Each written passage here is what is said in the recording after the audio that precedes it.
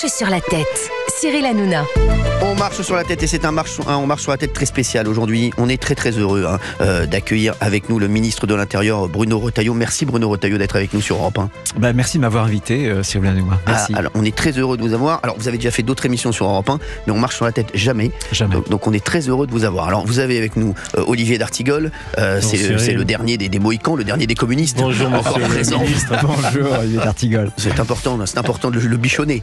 Et il y a bien entendu Fabien Lecoeuvre qui est spécialiste people et voilà. Enchanté monsieur le ministre. Merci. Gauthier Lebray qu'on ne présente plus, qui fait toutes les émissions d'Europe 1, de CNews et du groupe. Voilà, merci. Bonjour Bruno Retailleau. Bonjour. Alors vous dites pas monsieur le ministre? Ah si, je peux dire monsieur le ministre. Je dis monsieur le ministre dans les couloirs. Très bien, dites-le à l'antenne quand même. Et Géraldine Maillet. Monsieur le ministre, bonjour. Bonjour. Merci beaucoup d'être avec nous, Bruno Retailleau. Et c'est vrai que le contexte fait qu'on est obligé de parler du drame qui s'est passé, le drame d'Elias, 14 ans tués pour son téléphone à Paris par deux jeunes de 16 et 17 ans. Et on a demandé à deux auditeurs de vous poser des questions. Et la première question qui est arrivée, monsieur le ministre, c'est quelle politique faut-il mener face à l'ultra-violence des jeunes mineurs? C'est vrai qu'on a l'impression que c'est assez compliqué de trouver des solutions. Faut tout changer. Je pense que c'est vrai, c'est un drame, mais ça ne doit pas être une fatalité. J'ai une pensée, bien entendu, pour ses parents, pour ses amis. Je vais vous dire pourquoi il faut que ça change. Dans la mesure où ceux qui ont fait ça, celui qui a fait ça, a déjà été condamné pratiquement pour la même chose, pour un vol avec violence.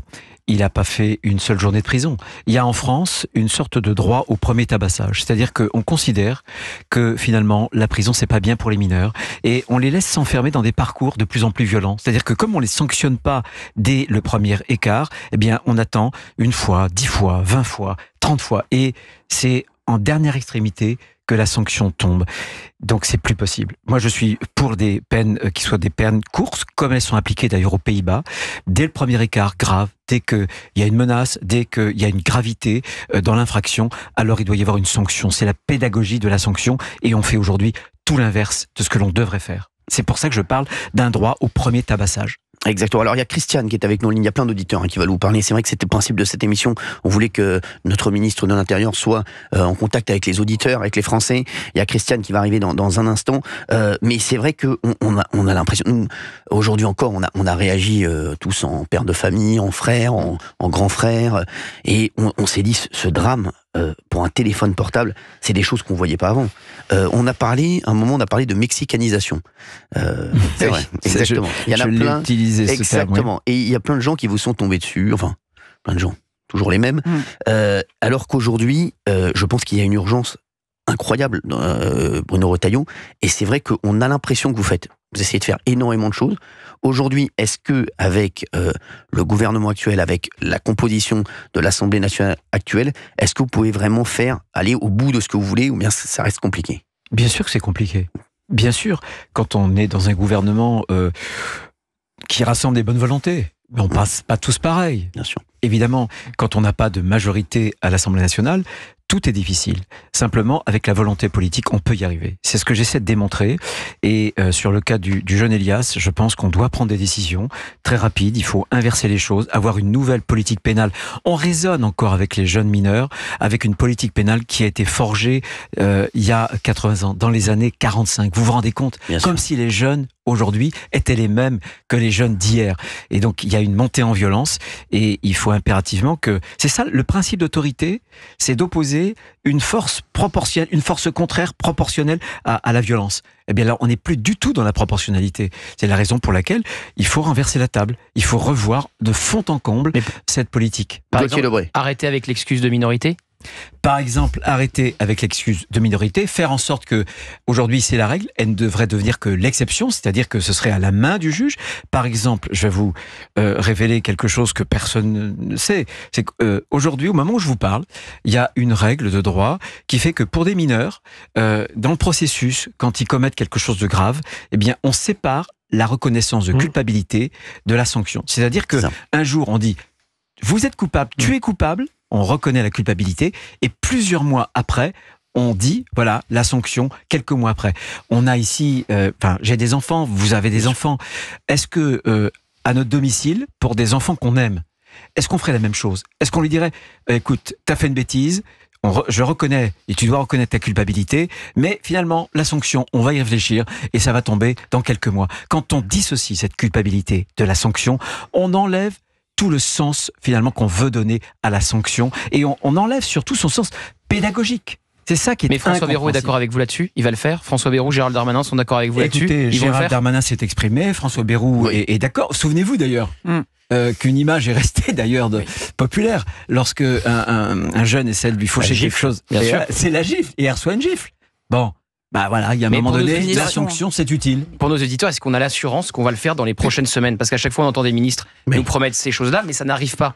Est-ce que nos auditeurs peuvent avoir l'assurance que quand on aura Bruno Retailleau au gouvernement, il va tout faire pour qu'on y arrive et qu'à la fin, on aura ces nouvelles mesures? Il y a des pays qui cumulent. Je recevais l'autre jour le ministre de l'Intérieur brésilien qui est à la fois ministre de l'Intérieur et de la Justice. Mais en France, il y a 2 ministres. Mais je pense qu'on est aligné sur le pôle régalien, comme on dit, avec Gérald Darmanin. Il faut le faire. Il faut le faire. Il y a d'ailleurs un texte qui a été proposé, je crois que c'est par Gabriel Attal à l'Assemblée nationale, sur un certain nombre de ces questions-là. Il faut s'en emparer. Qui est discuté aujourd'hui dans l'hémicycle. Et qui est discuté dans l'hémicycle, mais il faut s'en emparer. Et sans doute aller même peut-être plus loin pour remettre en cause ce que je disais, la césure, c'est-à-dire la séparation entre la reconnaissance de culpabilité et la sanction que l'on fait tomber. Il ne doit plus y avoir de droit au premier tabassage. On a construit un droit en France à l'inexécution des peines et finalement on a renforcé dans l'esprit de ces jeunes-là qui sont des hyper violents, un sentiment d'impunité. Je dialogue beaucoup avec quelqu'un que j'aime beaucoup parce que c'est un grand docteur, pédopsychiatre. Il a passé toute sa vie, non pas planqué, mais vraiment au contact des individus, des adolescents les plus dangereux. Il a énormément d'expérience.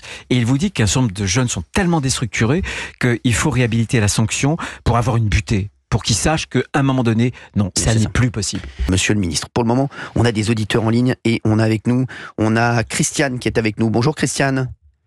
Bonjour Cyril, vous allez bien? Ça va et vous Christiane? J'ai la grippe. Ah, vous avez la grippe? Ah oui, alors là, en ce moment, elle est sévère. Hein. Elle est sévère. Oui. Je crois que vous êtes sorti ce week-end, Christiane. Hein, je pense que vous avez dû faire la fête. Oui. Merci Christiane d'être avec nous de Seine-et-Marne. Vous voulez poser une question à notre ministre de l'Intérieur, Bruno Retailleau? Monsieur le ministre, je suis très, très heureuse de pouvoir vous parler. Je sais que vous êtes l'homme de la situation. Vous avez des pieds sur terre. Moi, je suis gaulliste et franchement, je retrouve en vous la pugnacité de notre général. Et là, je voulais vous poser une question. Il est dans l'air du temps de faire des maisons de redressement pour les jeunes qui seraient tenus par les militaires et refaire le service militaire, au minimum de 12 mois, soit fille ou garçon. Car franchement, si les parents ne savent plus élever leurs enfants, il faut bien que quelqu'un s'en charge. Alors donc, c'est ça. Et pour les allocations familiales, faire, un suivi pour savoir si les personnes qui auraient des enfants qui seraient mal tenus, les supprimer pendant un temps et quand ça irait bien, de leur remettre les allocations familiales. Voilà. Merci Christiane. Il va vous répondre, monsieur le ministre va vous répondre. Ça serait en fait, est-ce que s'il faudrait réinstaurer le service militaire pour les jeunes et construire des maisons de redressement dirigées par des gendarmes, c'est ça que vous voudriez en fait, Christiane, c'est la question que vous posez à notre ministre. Qu'est-ce que vous en pensez? Christiane, plusieurs choses. D'abord, je suis favorable à la privation pour des familles qui n'assument pas la responsabilité vis-à-vis de leurs mineurs. Je suis favorable à la privation des allocations familiales. Parce que les allocations familiales, ça n'est pas un dû, mais c'est un droit qui donne des devoirs notamment d'exercer sa responsabilité, d'encadrer les jeunes. Donc ça, c'est une première chose. Cela avait été voté il y a quelques années et supprimé dans la présidence de François Hollande. Deuxième chose, j'étais un des rares députés, j'étais tout jeune député et je m'étais opposé à la suppression du service militaire il y a quelques années, c'était en 95 je crois. Bon, peu importe, ce temps désormais est passé. En revanche, moi ce que je pense, c'est que je préfère, pour concentrer nos efforts et le peu de budget qu'on a, notamment sur des enfants, sur des jeunes plutôt, qui présentent d'énormes difficultés, et je suis pour des solutions, un peu comme les EHPAD, sur des internats avec un encadrement plutôt militaire, avec une vie très très très disciplinés. Et je connais d'ailleurs des jeunes aux États-Unis qui pouvaient poser des problèmes. Il y a un certain nombre d'institutions militaires qui se chargent de cela. Et ces jeunes, aujourd'hui, sont très redevables. Je pense qu'en France, plutôt qu'avec le service national universel qui touche beaucoup de jeunes, je crois qu'on éparpille nos moyens. On a beaucoup moins de moyens. Je propose que ces moyens, on les concentre vers des jeunes qui posent les plus de difficultés, et il faut qu'on puisse les mettre dans ces centres qui sont très très encadrés avec une discipline militaire. Ça sera leur seule seconde chance, puisque là aussi, j'aurais dû dire, la réponse pénale est une réponse qu'il faut avoir dans la fermeté, mais on ne récupérera pas tous les échecs des familles. Il faut redire à toutes les familles que la cause racine, c'est bien entendu ces manques et cette perte de responsabilité familiale. Ni l'école, ni la politique pénale ne peuvent se substituer justement aux familles et aux échecs de ces familles. Bon, alors merci Bruno Retailleau, qui est notre invité sur Europe 1, ministre de l'Intérieur. Christiane, est-ce que ça vous va la réponse de notre ministre? Ah, bravo, monsieur le Premier ministre. Bravo. Alors, pas encore, il n'est pas Premier ministre. Hein. Vous allez causer des problèmes. Christiane, vous allez poser des problèmes avec François Bayrou. Vous allez faire réagir une palois dans le studio. Merci Christiane d'avoir été avec nous. Qui est en ligne avec nous, Justine Desardennes, qui voudrait revenir sur le drame qui s'est passé dans le 14e arrondissement à Elias. Hein, cet adolescent de 14 ans, tué pour son téléphone à Paris par deux jeunes de 16 et 17 ans. Bonjour Justine, merci d'être avec nous sur Europe 1. Bonjour Cyril. Bonjour, ça va bien? Ça va et vous? Oui Justine, merci d'être avec nous en tout cas. Merci à vous de m'avoir pris au téléphone. Alors, il y a le ministre de l'Intérieur, Bruno Retailleau, qui est avec nous sur Europe 1. Vous vouliez lui poser une question? Bonjour Justine. Oui, effectivement, j'ai été très retournée, comme beaucoup d'entre nous, du meurtre d'Elias, et je trouve que vous avez énormément de bonnes idées, de bonnes initiatives à prendre, mais j'ai peur que vous n'ayez pas les moyens de vos ambitions au vu des gouvernements successifs qui se succèdent et qui, pour moi, sont responsables de la mort de nos enfants actuellement. Enfin, le laxisme, plus exactement, des gouvernements successifs font qu'à l'heure actuelle, on pleure nos enfants. Et j'espère que vous aurez les moyens de vos ambitions. Mais très honnêtement, c'est ça que j'ai peur que vous ne puissiez pas avoir. Écoutez, une fois de plus, je ne suis pas garde des Sceaux. Je sais que Gérald Darmanin partage les convictions que j'ai exprimées. Ces convictions, c'est qu'on doit renverser la table et qu'il faut une autre politique pénale. Et c'est possible. Quand on regarde les pays scandinaves, quand on regarde les Pays-Bas, quand on regarde l'Allemagne, on voit bien qu'il y a des résultats. Il n'y a pas de fatalité à l'hyperviolence. Ce que je veux vous dire, c'est que sur les résultats, vous voyez, ce matin, je recevais au ministère de l'Intérieur toute l'équipe des policiers, le GIGN, des gendarmes, qui ont fait un boulot extraordinaire. Vous savez, c'est eux qui ont réussi à faire libérer en 48 heures une enquête extrêmement difficile, le couple là, notamment David Ballan, qui avait été capturé, qui avait été enfermé, séquestré, torturé. On lui a coupé un petit doigt pour l'envoyer à l'un de ses associés. Mais en quelques jours, vous voyez, en 48 heures, les policiers et les gendarmes ont réussi à avoir des résultats. Le jeune Elias, je sais, encore une fois, je pense à ses parents, ses amis, ça ne va pas le ramener à la vie. Mais là encore, en quelques jours, même moins de 2 jours, on a mis la main sur celui qui avait fait ça. Donc, on a des résultats, mais ça suffit pas.